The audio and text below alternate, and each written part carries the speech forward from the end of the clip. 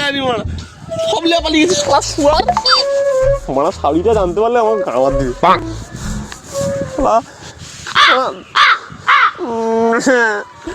গাই গেল আর বল ভাবি তুই কাল খাই যাই মারা তুই একে একে কি বল একটু পাগলা চোদার মতো।